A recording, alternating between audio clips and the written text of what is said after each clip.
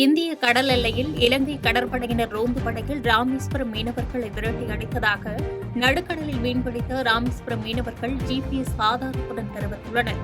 இதுகுறித்த கூடுதல் தகவல்களை நமது சிறப்பு செய்தியாளர் தண்டபாணி வழங்க கேட்கலாம். தண்டபாணி, விரிவான விளக்கத்தை பதிவு பண்ணுங்க. நிச்சயமாக வேம்பரசி, இந்திய கடல் எல்லைப் பகுதியில் இலங்கை கடற்படையினர் ரோந்து படகில் ராமேஸ்வரம் மீனவர்களை விரட்டி அடித்ததாக நடுக்கடலில் மீன்பிடித்த ராமேஸ்வரம் மீனவர்கள் ஜிபிஎஸ் ஆதாரத்துடன் தெரிவித்துள்ளனர். ராமநாதபுரம் மாவட்டம் ராமேஸ்வரம் மீன்பிடி துறைமுகத்தில் 800க்கும் மேற்பட்ட விசைப்படகுகளில் 5000த்திற்கும் மேற்பட்ட மீனவர்கள் மீன்பிடி தொழில் செய்து வருகின்றனர்.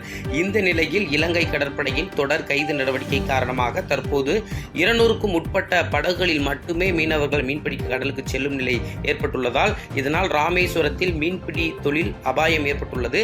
இதனிடையே ராமேஸ்வரத்தில் இருந்து மீன்பிடிக்க சென்று இந்திய கடற்பரப்பில் மீன்பிடியில் ஈடுபட்டு வந்த ராமேஸ்வரம் மீன்பிடி படகை இலங்கை கடற்படையினர் அதிவேக ரோந்து படகு இந்திய கடற்பரப்புக்குள் நுழைந்து விரட்டி அடித்ததாகவும் இதனால் மீன்பிடிக்க முடியாமல் நஷ்டத்துடன் கரை திரும்பியதாக மீனவர்கள் வேதனை தெரிவிக்கின்றனர். வேம்பரசி, ராமேஸ்வரம் மீன்பிடி விசைப்படகு இந்திய கடற்பரப்பில் மீன்பிடித்துக் கொண்டிருந்த போது இலங்கை கடற்படையினர் அத்துமீறி இந்திய கடற்பரப்புக்குள் நுழைந்து விரட்டி அடித்ததை மீனவர்கள் தங்களது படகில் பொருத்தப்பட்டுள்ள ஜிபிஎஸ் என்ற திசை காட்டும் கருவியின் ஆதாரத்துடன் வீடியோ வெளியிட்டுள்ளனர். வேம்பரசி, இலங்கை கடற்படை இந்திய கடற்பரப்புக்குள் நுழைந்து ராமேஸ்வரம் மீனவர்களை விரட்டி அடித்த சம்பவம் பெரும் பரபரப்பை ஏற்படுத்தியுள்ளது.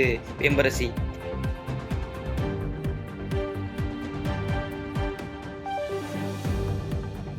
செய்திகளை உடனுக்குடன் தெரிந்து கொள்ள கீழ்கண்ட கேபிள் மற்றும் டிடிஎச் நெட்வொர்க்குகளில் எம்நாடு செய்தி தொலைக்காட்சியை காணுங்கள். பாதகம் செய்பவரை கண்டால் நாம் பயம் கொள்ளலாகாது பாப்பா. மோதி மிதித்து விடு பாப்பா, அவர் முகத்தில் உமிழ்ந்து விடு பாப்பா.